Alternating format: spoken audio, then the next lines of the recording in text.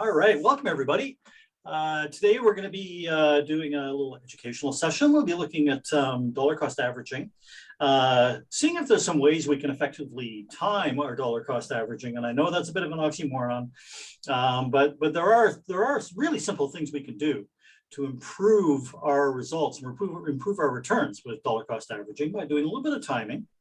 And we'll also look at filtering with the MACD, seeing if it can be effective to turn our dollar cost averaging system or strategy on and off. And if there's an indicator that we can use to do that. And kind of getting away here with the title page, but yes, there is. And it's a good way to, for instance, keep you out of the market right now, or to keep you from putting new money into the market right now, during bear markets like we're in now. We can use some simple indicators, to say, hey, maybe this isn't the best time to be putting new money into the market. Not saying take all your money out of the market or anything like that, or sell everything you own. What I'm saying is maybe just hold back adding new money until the environment is more favorable, until you've got better odds of actually making money with that new money that you put in. Kems, I'm just going to mute you here. If you want to ask a question later, go ahead and unmute yourself. I'll do that for Eli as well. Okay, so we'll get into this right away, but I'm sure everybody's been here before. Oh, I don't really recognize Nelson, but and sorry if you have been here before, Nelson. As we go through the presentation, feel free to interrupt me and ask questions. Whether you want to type those questions into the chat is cool, or even better, if you want to unmute yourself and we can have a conversation about your question. Always like talking and having back and forth with everybody. So don't be shy. Go ahead and unmute if you need to ask any questions. So with that said, we'll just get right into this. We'll, as always, start with our disclaimer. So everything we do here is for educational purposes only. We're not investment advisors and do not provide investment advice. All statements made here are my own personal opinions and are not to be considered advice to buy or sell any security. All trading decisions are your own and done at your own risk. Okay, and moving along from that. Here we go. This is me. If anybody doesn't know, I'm Kevin D in the Discord. I've been trading since the mid-90s. I'm a full-time trader and long-term investor. I'm a CMT level 2 candidate, having passed the CMT level 1. I was born and raised in Vancouver and love doing Vancouver type stuff. I've really got to need to update that picture, don't I? So here's our roadmap for today. Here's what we're going to be looking at. So obviously we're talking about dollar cost averaging. We're going to look at timing that dollar cost averaging using a monthly seasonal that I've discovered, and also using the MACD indicator with a couple of little tweaks. So we're gonna take a look really quickly at what is dollar cost averaging, although I'm sure most of you or all of you already know what dollar cost averaging is, but we'll just do a really quick review in case there's somebody who doesn't know. And if I need to do a deeper review for anybody who's here online right now, just let me know. So what is dollar cost averaging, and why should we? Why should we dollar cost average? We're going to look at timing, and we're going to look at the 2 times each month that it's really good to be buying. If you're buying an index, if you're buying the market, there are 2 times that are really advantageous to buy the market compared to every other time of the month. What are those 2 days a month? Then we'll look at how we can use the MACD to turn on or off our dollar cost averaging system. And then we'll look at some alternatives to that MACD system, some alternative strategies or alternative ways of using it to maybe get us in quicker after there's been a really big downturn or a big correction. So we've got a lot to go over. So let's get right into it. So what is dollar cost averaging? So dollar cost averaging is systematically investing equal amounts of money spaced out over regular intervals, regardless of price. Does that make sense to everybody? So we're just taking, I'm taking, you know, maybe $100 and I'm investing $100 every month at the same time, and I don't even look at what price is doing. Maybe I'm investing in the S&P 500 or the NASDAQ 100 or something. I just the first of every month, I take $100 and I buy some SPY. That would be, you know, that would be dollar cost averaging. And I'm just going to do that the rest of my life. And I'm going to do quite well if I do that. I mean, you know, I get the advantage of the compounding. You know, we know that SPY tends to go up. If that's all I'm doing, if that's the kind of investor I am, then I'm going to have average returns. And I think all of us are here. All of us we're in the Discord. We're here because we want to have better than average returns. So we're going to look at ways that we can improve this. Even just a simple dollar cost averaging like that investor who never looks at the market and he just puts, oops, what's going on here? Sorry, I've got a little issue here. Whoa.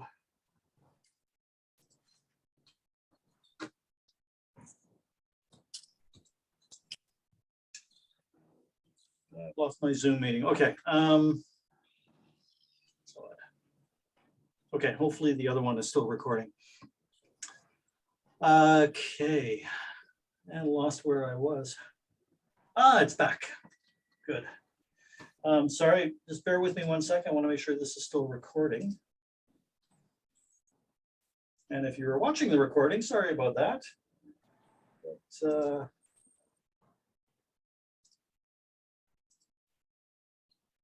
yeah, looks like we're still recording.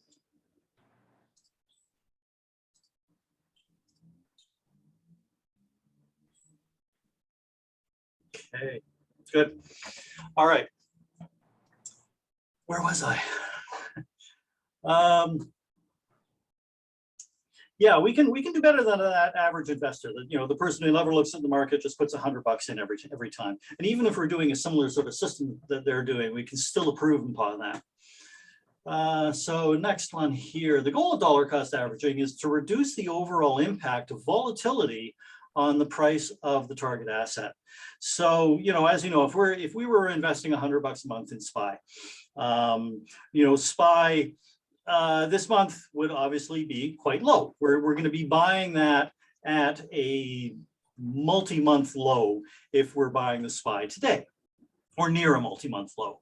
You know, but last month we would have bought it higher, and the month before that we would have bought it higher. So what we're doing is we're averaging out our cost in this. You know, if last month we bought it at 400 and or I guess, you know, maybe 420 or whatever, and 2 months ago, and then last month we bought it at 400, and today we're buying it at 380. Well, our average cost across all of that is $400, right? Pretty simple. So that's the averaging out that price we pay is one of the important factors, and also the consistency. You've got to have consistency to be able to attain those results.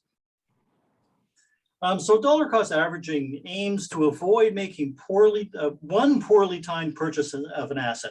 Let's say rather than take my $1,000 or take my $1,200 and spread it out over a year by making one purchase every month on the first of the month. You know, so I'm averaging out across the whole year. I'm going to have a pretty decent price, a pretty decent average price. What if I had waited until, or what if I had taken my $1,200 and I had vested that into the market in, say, November of last year? I would have been buying near the highs, right? And I'd be pretty disappointed about that. I'd say that $12 is, you know, $1,200 worth of SPY is worth quite a bit less now. So by averaging out over the period of a whole year, I avoid, you know, buying at everything at the high. I'm never going to get lucky and buy everything at the low either. And we just have to accept that. So dollar cost averaging is usually, in its most traditional form, is usually used with index ETFs, but it can really be used with any asset. So we've been, you know, I've been talking about index ETFs like SPY and you know, maybe the QQQ or IWM, the Russell 2000. But you could use it to buy maybe sector ETFs like XLK, the technology sector, or XLE, the energy sector. And you could even use it to buy individual stocks. You know, you could dollar cost your way into Amazon or Apple, or and people do this. People do this all the time with good companies like those. If you've got a 401k, then you're probably doing something very similar to that with your 401k. Okay, so DCA timing, is it an oxymoron? Because, you know, they say, you know, you're never supposed to try and time the market, right? So if and one of the alternatives to try to time the market is dollar cost averaging.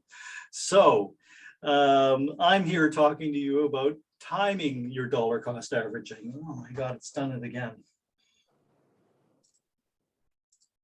Okay, I'm gonna apologize here, having trouble with the laptop that is supposed to be recording this, but I've got the Zoom recording going, so we should be all good. So DCA practitioners attempt to eliminate market timing. But there are 2 times each month that the market is historically weak. So that's really interesting, right? If the market's historically weak at 2 times during the month, then theoretically, shouldn't those times be good to average into the market? If it's going to be weak, that means the market is cheap. And if I consistently buy at those 2 times every month when the market is traditionally, or, you know, is seasonally weak or on average weak, then I'm getting a better price than if I was to buy when the market is more expensive. So by doing that, you'll increase your returns by taking advantage of these monthly downturns. All right, show me the money. Let's take a look at how does this work. I can show you why this works. So what we're looking at here is a chart of the day of month market performance. You know, how does the market do on any particular trading day of the month? Now, you can see it's numbered here 1 to 21, and that is because these are trading days. It's a really important concept here. These are trading days, not calendar days. All right. So if the first of the month was a Monday, then the fifth, you know, day number 5 here is going to be on Friday, but day number 6 will be the following Monday, right? Because then, you know, that'd be the 6th trading day of the month. Okay, so we can see here that the market tends to be strong at the beginning of the month and at the end of the month. So there's a period of 4 or 5 days, you know, spanning the beginning and end of the month. You can see this here, right? These 4 or 5 days when the market is really strong. And then in the middle of the month, you know, from our like 8th to 11th trading day of the month, it is strong. And this, you can see this green line is our average. So on average, the average day, any typical trading day is up. So 53% of all trading days are up days, okay? But there are days, or an average day, sorry, is up 53% of the time. But there are days that are not average days at all. Like, for instance, this 5th trading day of the month. It's only up like 48% of the time. And it's in a period of weakness. You can see here, right? You know, it starts getting weaker from about the 3rd trading day through to the 7th trading day. And then we start to see above average performance for a few days. And then we see below average performance again. So doesn't it make sense to be buying, doing your dollar cost averaging after this period of relative weakness, perhaps on the 7th trading day of the month and the 17th trading day of the month, after there's been some weakness and right before there's been strength? I think that does make sense. So, you know, clearly markets are expensive at the beginning and the middle of the month. And the reason for that is the crowd is driving prices up with their dollar cost average buying. Most people get paid, either right at the end of the month or the first of the month and around the 15th of the month, in the middle of the month, right? And when they get paid, a lot of their, some of their paycheck goes into a 401k or an IRA. It might be done directly through their employer. And that money generally has to be invested into equities immediately, as soon as it hits that 401k from the payout from the employer. It immediately goes into to buying stock. So that's why you get this increase in price on the first of the month and around the 15th of the month. And then what happens is that, traders kind of front run this. So everybody knows this, right? We know that the first of the month is going to be a good day. We know around the 15th of the month is going to be good. So we start to front run that a little bit. And that's why you see either side of that. You see this sort of ramp up and then come down. So we can certainly take advantage of that. So we want to, like I said, we've been talking about here, we want a DCA when prices are historically cheap. So let's DCA, like I said, we want a dollar cost average when prices are likely to be low. Those low points of the month, which is the 7th trading day and the 17th trading day of the month. And we'll just look at that one more time again, okay? The 7th day of the trading day of the month. So we don't count weekends and holidays and everything. That 7th trading day, we Carlos, dollar cost average towards the end of the day on that day, and then same with around the 16th or the 17th trading day. Eric, did you have a question? no, sorry about that. Yeah, no worries, no worries. Okay, does that make sense to everybody? We're gonna, if this totally makes sense and you're sold on this idea of when you're doing your dollar cost averaging, you're gonna do it on the 7th trading day and the 17th trading day, then we will move on to the next section. But if I haven't convinced you, why this is the way you should be doing this, or why there's an advantage here, let me know and I'll explain it some more. But I don't see anybody asking any questions. Nothing's popped up in the chat. Nobody's unmuting or anything. So I think we are ready to move on to the next section. All right. So we can move on to the timing section now. I mean, this kind of was timing. I showed you a couple of times during the month that it's advantageous to scale in. But what about timing, avoiding bear markets, for instance? Because right now, I mean, you're probably not thrilled about putting new money into the market, right? You'd like to avoid this bear market if you can. I know I certainly would, and I have stopped. I stopped long ago, investing any new money into anything. I'm still taking trades and everything like that, but I haven't really seen a really good dip in anything that I want to average down on. I certainly haven't been, dollar cost averaging in any of the indices that I buy. And yes, I do. In my retirement account, in my long-term account, I dollar cost average into a couple of indices. I dollar cost average a little bit. Well, they're derivatives of SPY and QQQ. They're not actually SPY and QQQ. They're derivatives. They've got I know this is going to get complicated. They have an options overlay, so they protect you against radical movement in those indices. So it's kind of a cool way to do it. But when things are going fairly well, or when it looks to be advantageous, I'm putting money into those a couple of times a month in those times of the month that I showed you. But right now I'm not, because we're in a bear market. So how do we decide? We need to, rather than be emotional about it, we want to be systematic about it, right? We don't want emotions to come into it. So let's look at a way that we can do this systematically. Like I've just been saying, we don't want to go in during a bear market.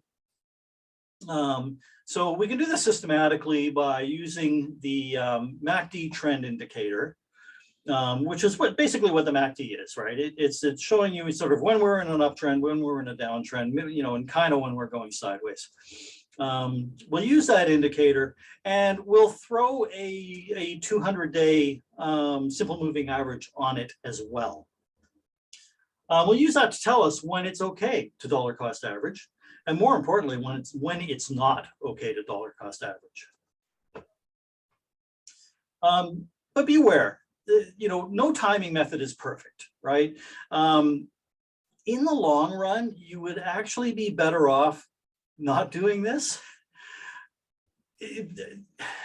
I can show you that your returns would be better if you just bought it and dollar cost averaged and you know, didn't mess around with it. But that's so difficult to do, and it's mentally taxing.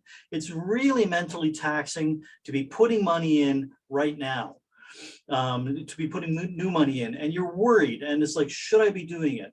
Also, it's really difficult when you take a really big drawdown to you know, that's really difficult on your mind, you know, on your psyche. So if you can be a little more active, it does wonders for your mental health, knowing that you're being somewhat proactive here. And I think that's worth paying a little bit for. You don't have to pay much. And if you can avoid those times of huge drawdown, then that's great.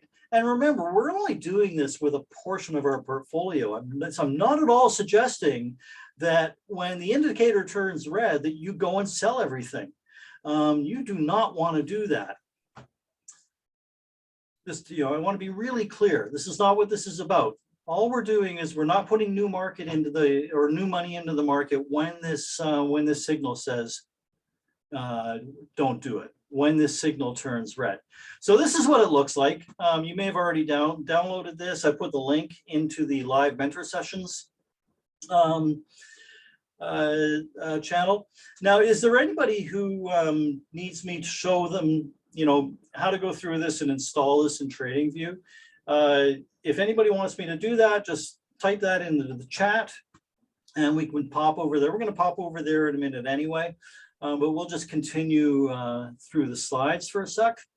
So this is what that indicator is going to look like. And you see, you know, we've got some lines, and I'll explain all of this in a minute. Okay. Hey, Kev. Yes, Eric. Sorry to interrupt. It's Eric. This is being recorded, right? Are you going to walk through how to access the MACD, that indicator on TradingView, or you're asking still if you're going to do it? If anybody needs help, I can do that. Yeah. Oh, you're the man. Okay, we'll go through that in a sec. I'll go through. I've got some slides. We'll go through and explain the indicator, and then we'll go over to TradingView, and I will show how we can download it and easily just put it into TradingView, even if you don't have a TradingView account. Oh, perfect. Thanks, Kev. Yeah, no problem. All right, so let's go through our couple of simple rules for this timing system. So to DCA or to tell us when it's okay to dollar cost average, we're going to be looking at a weekly chart of the S&P 500, and we'll go into alternatives in a minute. But the weekly closing MACD line, which is blue, and you can see this on the chart here, okay, that blue line must be above the signal line, which is this orange line, okay? And you can see that this automatically draws in green, or it puts actually a green line here when that crossover happens. Okay, you can see here the orange line was above the blue line. We were in the red zone. And as soon as that crosses over, we get a green line. And as long as price is above, we'll move on to the next parameter here. As long as our weekly close is above the 200-day simple moving average, and that's that orange line, then we're going to be green. We're good to go. We can go ahead and do our dollar cost averaging. And you can see from looking at this chart, we'll bring up a bigger chart in a sec, but you can see that kept us out of most of the COVID crash, but it was slow getting back in, right? And there have been some times that sort of kept us out like for instance here, where we didn't really want it to, but it's definitely kept us out of all of this bear market so far. And this is when it really becomes an advantage. When you get into a protracted bear market and you have a big deep pullback, this is when this really works for you. Okay. So let's take a closer look at that. We'll bring it up on a chart. So let me go to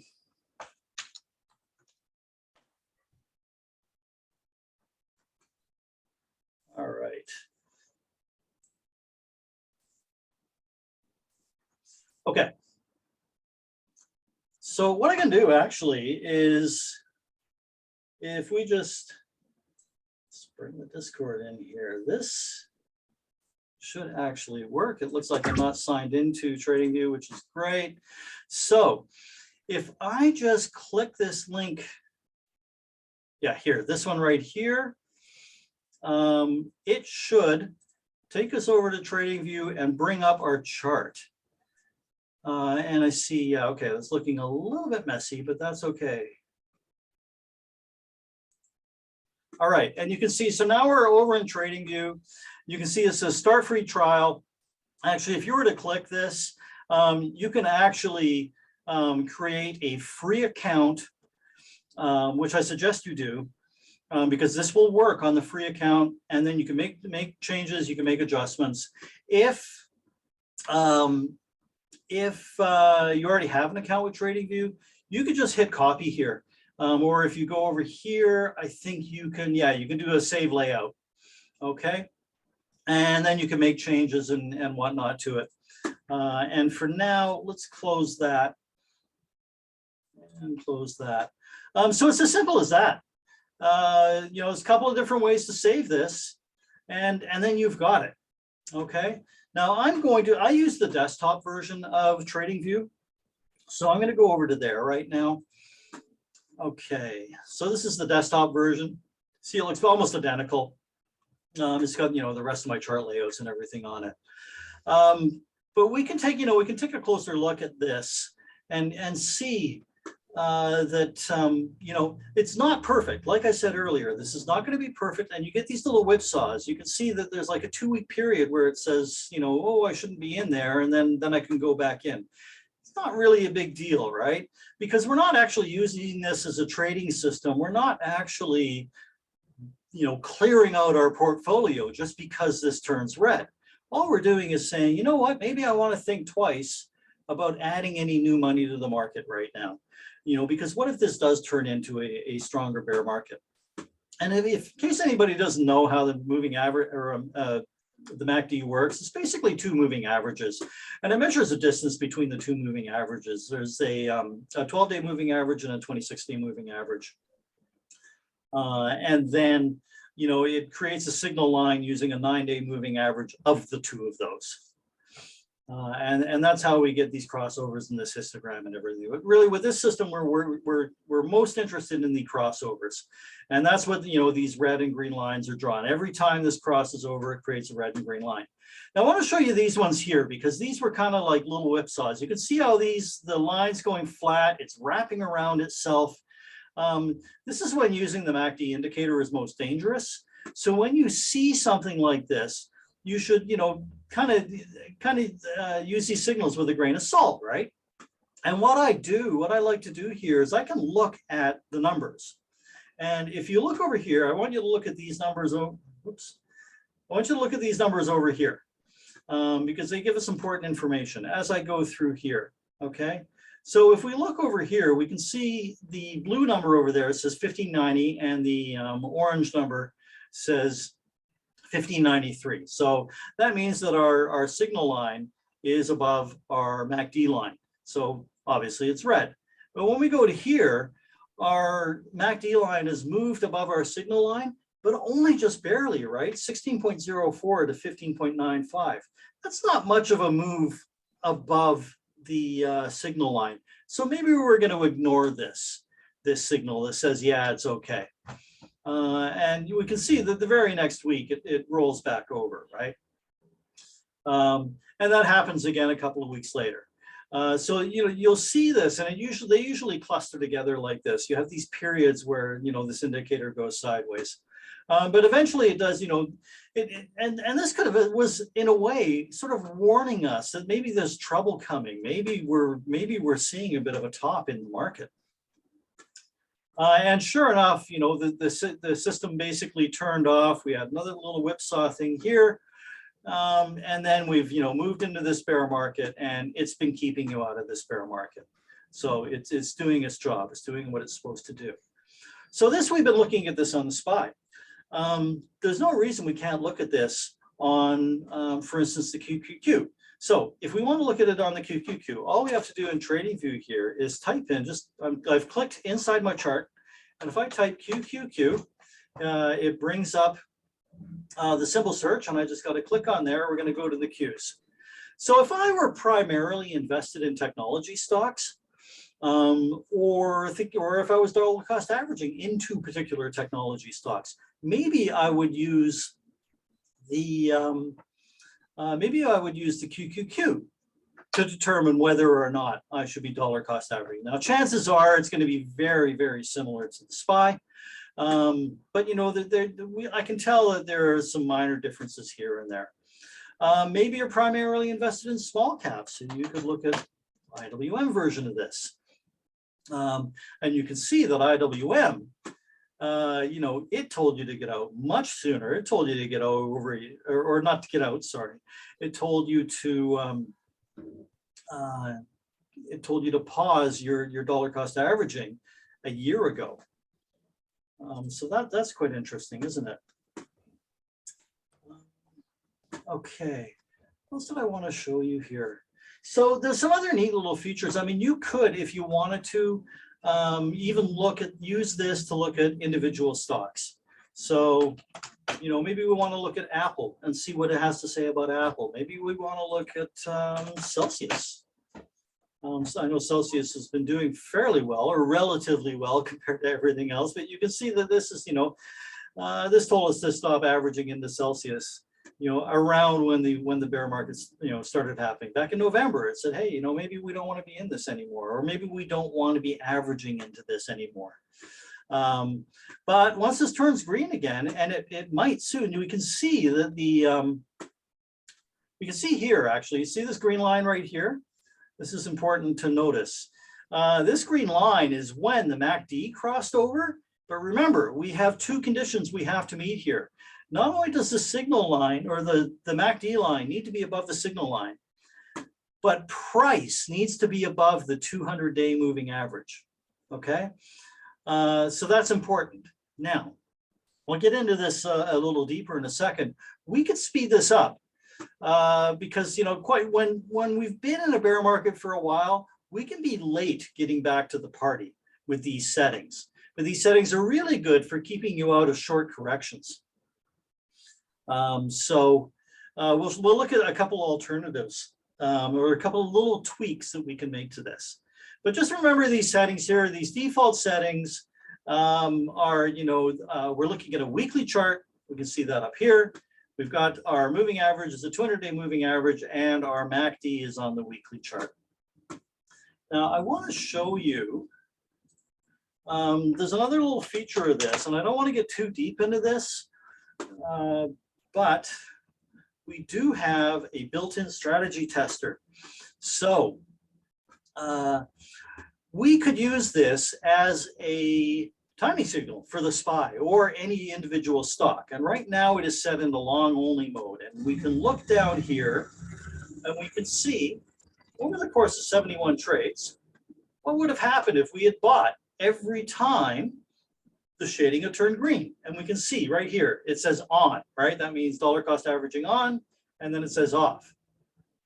And what this would have done is when it says off, it would have sold. So we can see that over the course of 71 trades, it would have made 184% net profit. Almost 44% of the trades were profitable at a profit factor of 2, which is pretty good, right? It basically won twice as much as it lost. And it has a half decent return per trade. And our drawdown our drawdown is 30%, and that may seem really high to you. However, I can tell you that the drawdown on a buy and hold here, what is, does it tell us? Or, oh no, it doesn't actually. Yeah, TradingView doesn't tell you the drawdown, the buy and hold drawdown. But I can tell you the buy and hold drawdown in SPY is about 65%. So it saved you from a drawdown of about 35% by doing this.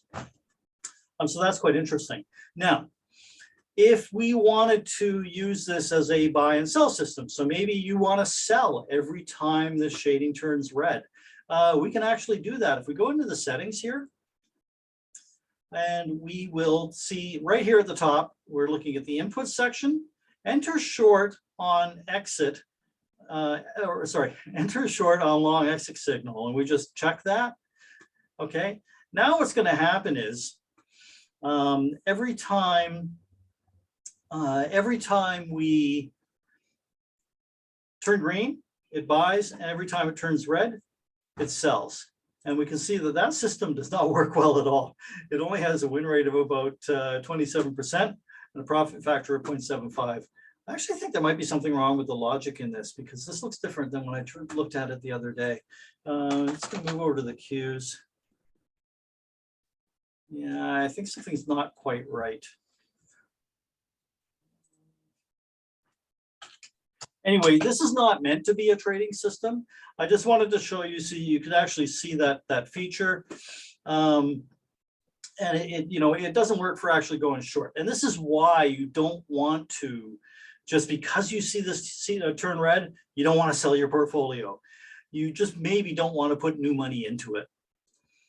So let's turn that off, and we can close that down. Now, there's a couple other changes we can make to the to this indicator, and you can see there are a bunch of inputs. Now, you can change the length of your MACD. I don't suggest you play with that, and you can also change the length of the moving average we're using, and we will play with that in a minute. We look at some of our properties. This has to do with more with the trading system that's built into this. So you probably don't want to play around with that much, and same with this page as well. You might see a bunch of little arrows and things on your chart when you first load this up. You can turn that off by turning off here, trades on chart, and just get rid of that. Okay, now let's go back over to our presentation.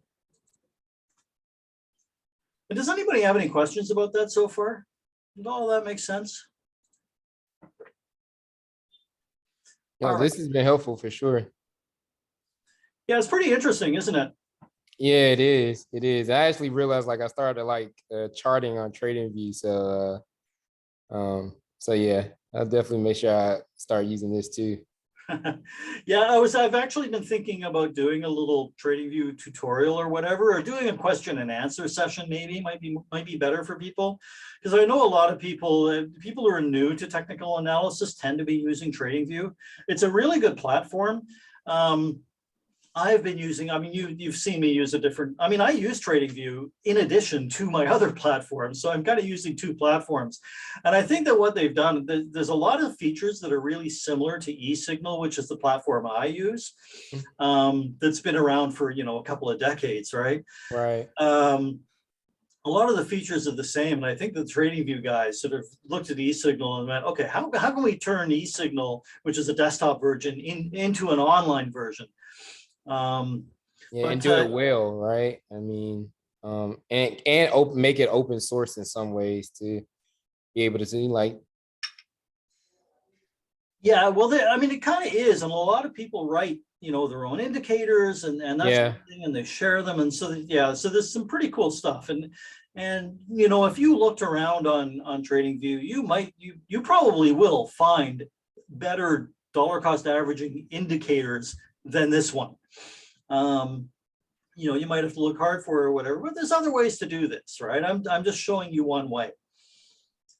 So I want to show you some sort of alternatives to this, because what happens is after it's gone into the red zone, sometimes we can see back here in the COVID, we had that really sharp V bottom. And it took a long time because we came down so deep, so fast, and then went back up so fast. That 200-day moving average didn't have time to recover. So maybe we want to change that. Maybe we want to speed things up. When we see this kind of action, maybe we want to speed that up a little bit and see if, you know, triggering it with a 50-day moving average would help.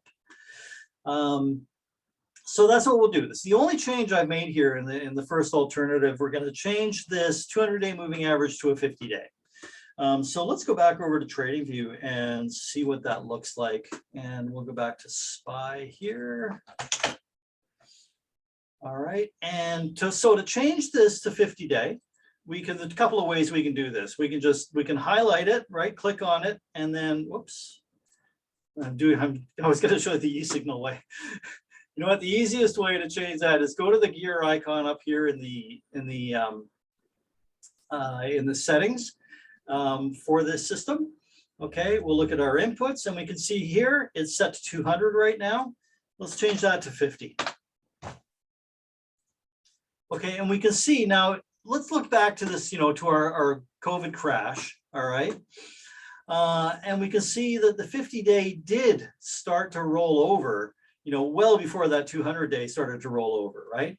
It's still pretty slow because this all happened so fast. But, you know, that would have got us in, and it still wasn't fast enough. The 50-day was faster than the MACD. But the MACD crossover is still holding us back here. But there will be times where that's not the case, and it'll help you get in a little bit quicker. So, you know, use your discretion a little bit for this. So don't be afraid to adjust little things, but make sure there's a good logical reason for it. So let's go back over here. Whoops, wrong one. There we go. Yeah, just be careful because when you're speeding that up, the risk of a whipsaw is slightly higher. And does everybody know what I mean by whipsaw? You know, whipsaw is when, you know, we're in the red zone and then we turn green for a week and then we go back into the red zone for a couple of weeks and we turn green for a week and then we go back into the red zone for, you know, over a month. These little words sort of in and out, that's whipsaws. And that can kind of be a profit killer. It would definitely be a profit killer if you were using this as an actual trading system, but for, you know, for a dollar cost averaging, it's not as bad, right? Because all it means is, okay, maybe you do or you don't dollar cost average, you know, in this 2-week period. So let's look at another alternative here. So let's say that you want back in really fast. And you're willing to accept the extra risk of doing that, the extra risk of whipsaws. All right, and you can see on the chart here, you can see there's a lot more back and forth going on here, right, where I've changed this up a little bit. And let's take a look at the changes that I've done for this, because they can get you in a lot faster. And there are times when you're going to want to do that, or there's an advantage to getting in faster and looking for something, looking for a signal that says, okay, it's okay to get in now. And then this would make a better trading system. So our alternative number 2 here is after a prolonged bear market. Now, we could argue that we are in a prolonged bear market. Certainly we are in small caps, in the IWM, right? You know, we're in a bear market now in IWM that has pretty much lasted for about a year. You know, maybe not officially or whatever, but we can look back a year and say, you know what? IWM started going down and it's really, it made its high over a year ago and it's never really done anything since other than go sideways and down. So that qualifies, in my opinion, as a prolonged bear market. Or a correction or a bear market greater than 25 or 30%. So why don't we, you know, and again, I would argue that the IWM qualifies. I mean, IWM is down more than 30% off its highs right now. The NASDAQ is down close to 30% off its highs. So when that happens, we can, you know, we're going, okay, well, we are down historically deep levels. If the SPY were to go down 25 or 30%, there are only a handful of times in history that that's happened. So we want to be ready to get back in. And maybe we're willing to take a little extra risk to do that, so we don't miss most of the party on the way back in. So the way we can do that is we're going to switch over to a daily chart, and we're going to want the daily closing MACD to be above the signal line. And we're also going to use 50-day moving average. So on our daily close, on our daily chart, this must be above the 50-day simple moving average. So let's take a look at, we're going to take a look at that on the real chart. But we just got to be aware that there's the risk is much higher here, because we will be buying into some of those bear market rallies. And we'll see that in a second here. All right. So we are still on a weekly chart here. I'm going to switch this over to daily. Okay, and we had already changed over our moving average. We'll just double check that though. And yes, we're still at 50-day moving average. And if we look at our MACD down here, we're going to make sure that that is on the daily setting as well. And you can see in our settings for the MACD, time frame says chart. So it's going to adjust its MACD for whatever the chart is set to. Okay, so here we are on the daily setting. And you can see back in January, it told us to get bearish, right? It said, okay, no more dollar cost averaging here into the SPY.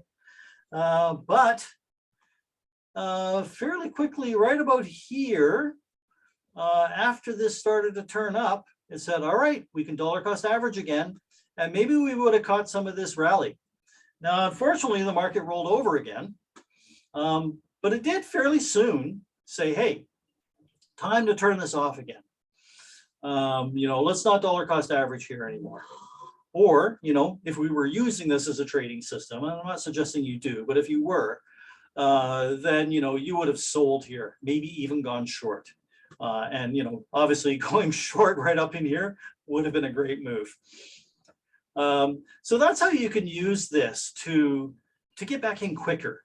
But just remember, this is not something you're going to want to do all the time. You're going to want to maybe do that after a sharp correction or a prolonged bear market. Now, let's look at how this would have worked, for instance, in the COVID crash.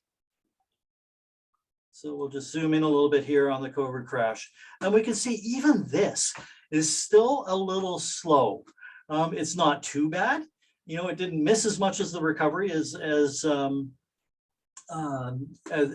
before, because with using the weekly, it went in, I think right about over here was when it switched back on.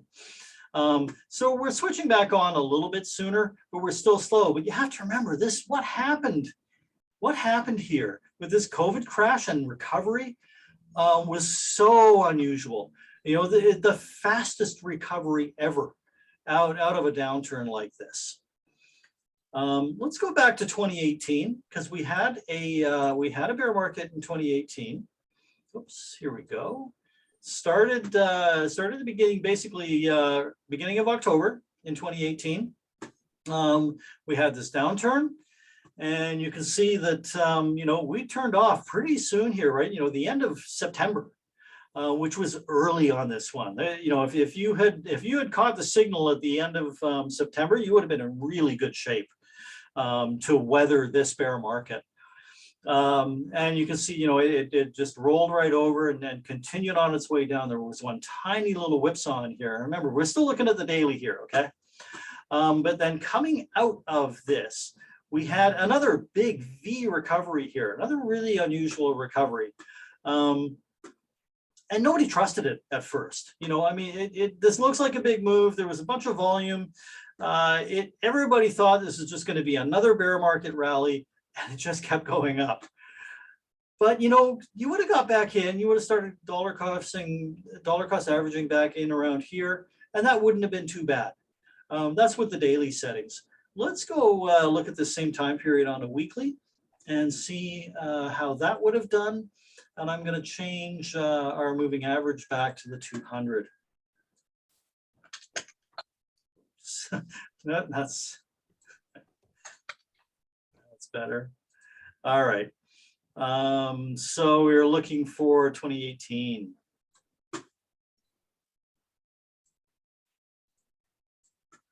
You know, it's funny when you look at a weekly chart. Whoops.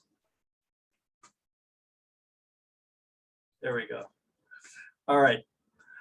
So you can see it still got you, even at the weekly, this got you out, turned off the dollar cost averaging system pretty quick.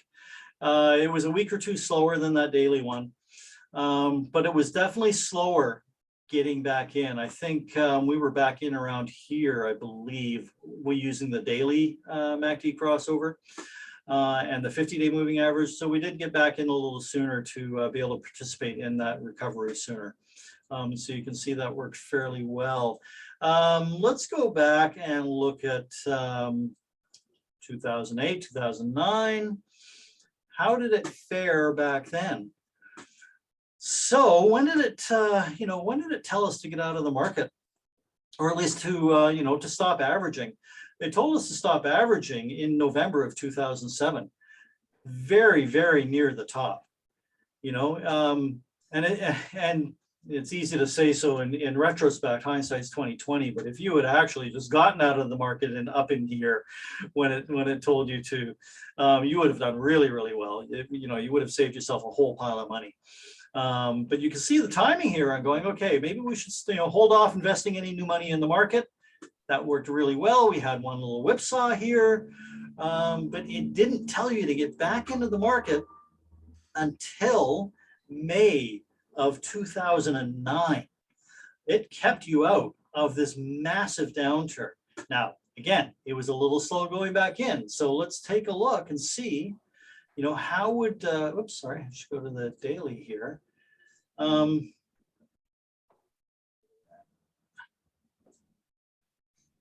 want to get back to 2008. Go. So now we're looking at a daily chart from that 2008-ish area. Okay, 2008, 2009, and we want to turn that 200-day moving average into a 50.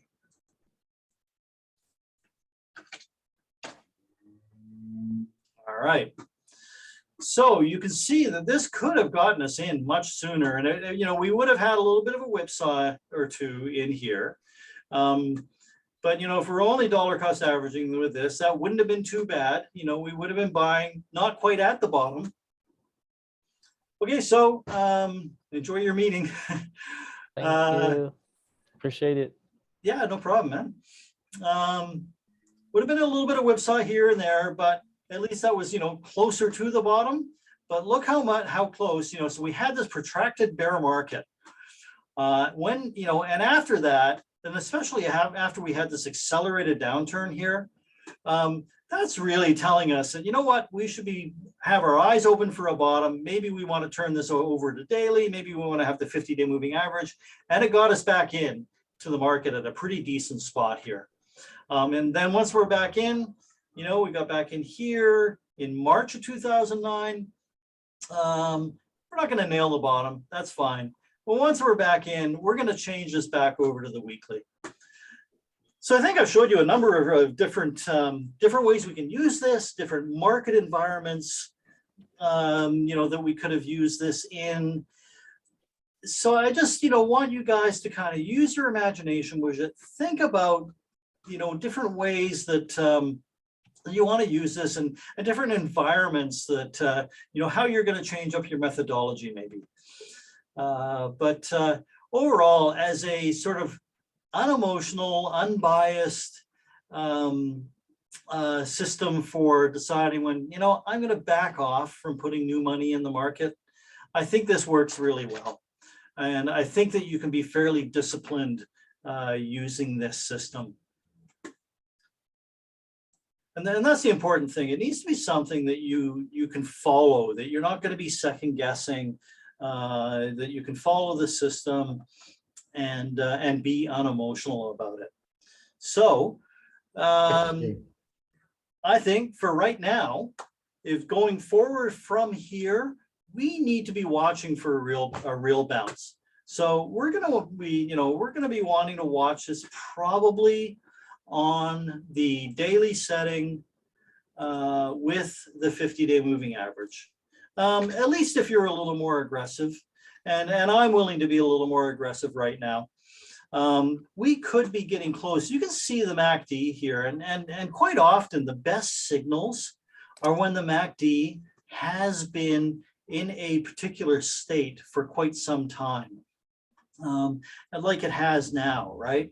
And it's been coming down, and you can see that now the MACD line got very close, almost crossed over the signal line. We started to pull away from that a little bit, but this is kind of bottomy action on the MACD indicator. And I've been talking about, sort of bottomy action.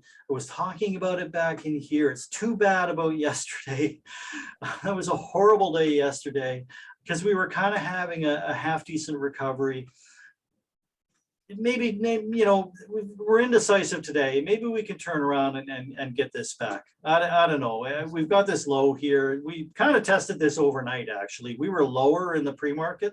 We were down near this low. Maybe we are ready to turn back up here. It's really hard to say. But we will watch out for this signal. I'm going to be watching out for the early signal. But look how far above price action this 50-day moving average is. That's still a bit of a long wait for me. So I'm going to be watching perhaps this swing high. If I see this MACD turn up, and then I see us get above this swing high here and hold, then maybe I'll turn my dollar cost averaging back on. And I think that's a reasonable thing to do. And we'll probably be talking about this in the ticker talks, or if anybody wants to ask about it in ticker talks. Otherwise, maybe if I see a change happen on this chart, I'll bring this into the weekly updates and maybe do a quick look at this, every weekend. Now that you guys all know kind of what this is all about. So I think. Question, Kevin. Yes.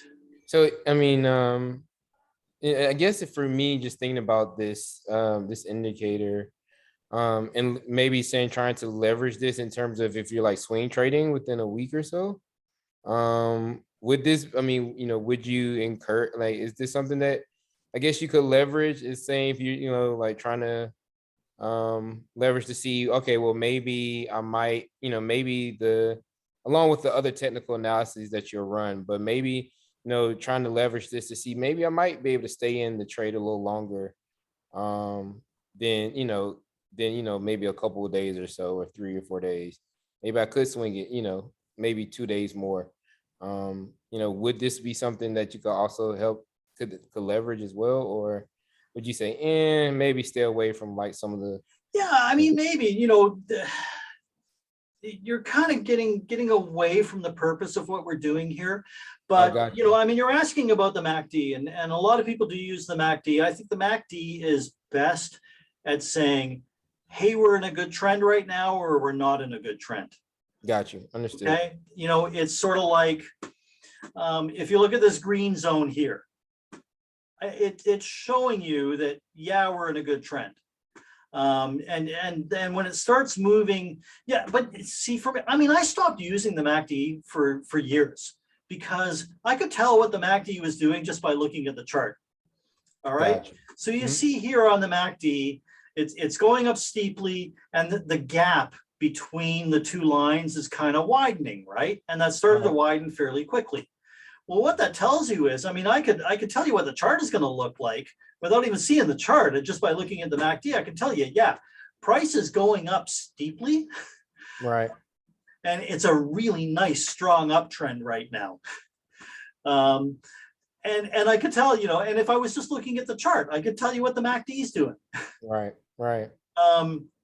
So a lot of it is kind of obvious when you learn about the MACD. Now, people do things with this indicator that are a lot more nuanced than that. So there's a lot of different ways to use it.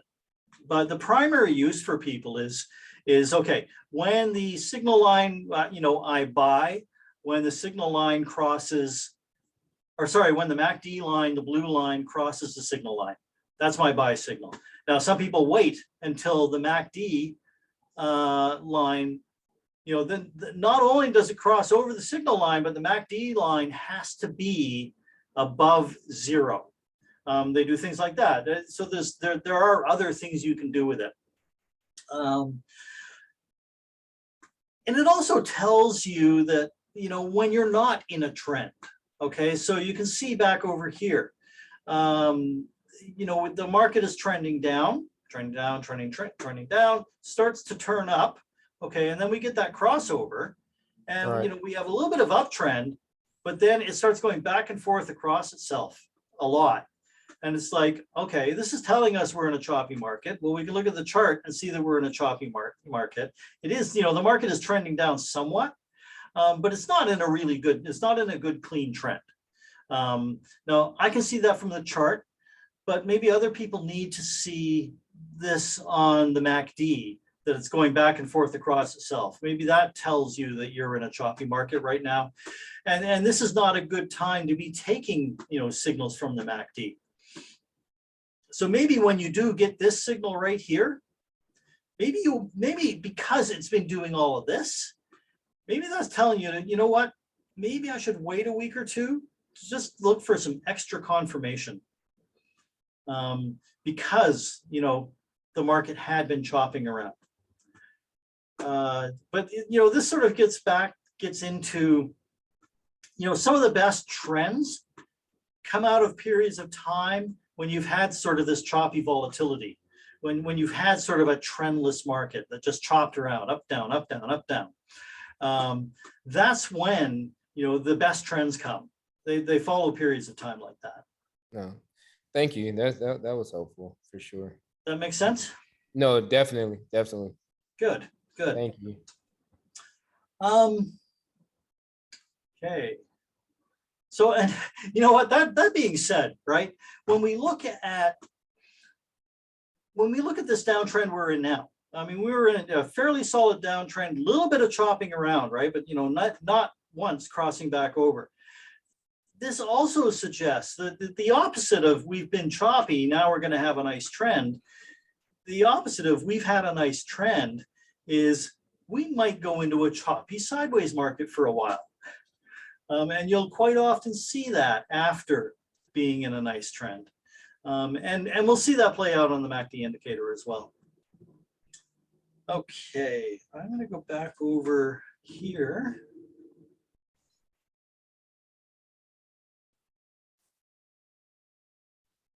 One more. All right, so are there any more questions? Oops, back up. Anybody has any more questions? This would be a great time to unmute or tap them into the chat.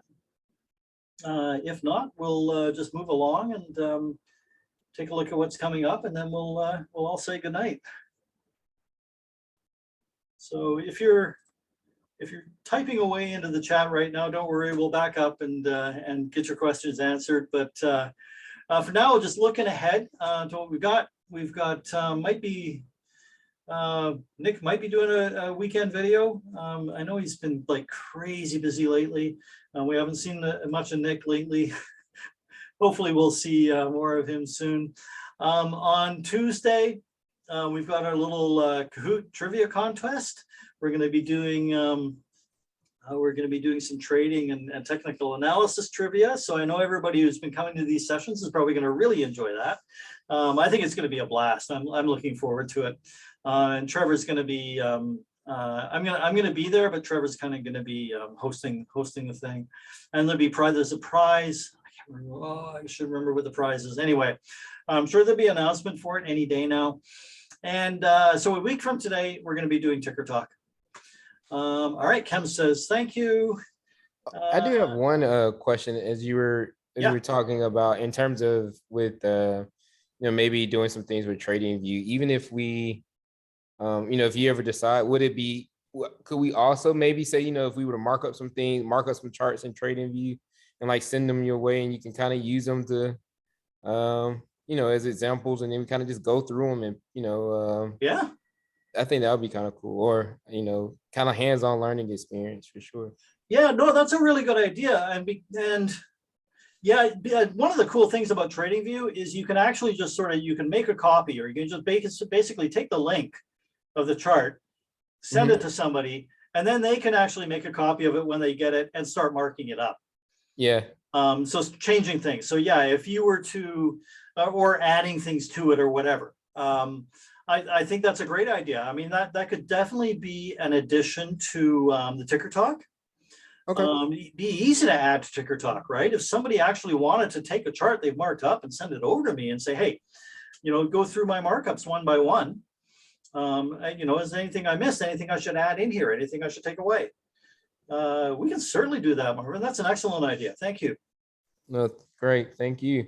I'm gonna be looking forward to seeing a chart from you. Oh no, you will. You will. On Thursday. I will do that for sure. I got you. I got you next week. Awesome. Cool. And everybody else too. All you other guys, everybody's coming to Ticker Talk next week. Get your charts ready. And I'll make some announcements about it in the Discord, because this is a brilliant idea, Marvin. I really appreciate this idea. I don't know why we never thought of this sooner. But yeah, we'll do that. All right. Doesn't look like anybody else has anything for me, so I think we'll call it a night. Thanks everybody for coming out. And as always, if there's any questions or anything you're unclear on any of this, especially if you've been watching the recording or whatever, just shoot me a message in the Discord. You can DM me, or you can put it in into the Ask a Mentor channel, for instance, and we'll get your questions answered. So thanks for coming out, and have a good night. You take care.